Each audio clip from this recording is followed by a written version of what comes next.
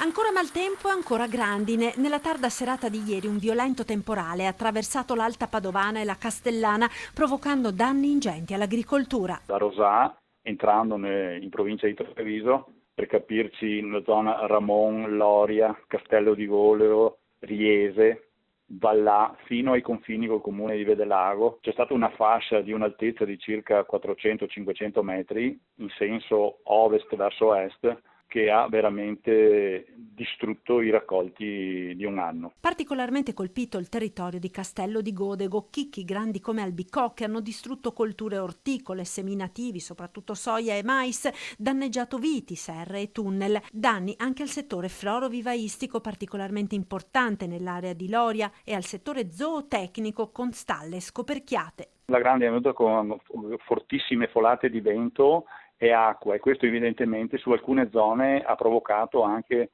parziali scoperchiature dei ricoveri delle stalle e anche l'abbattimento proprio di alcuni tunnel, alcune serre.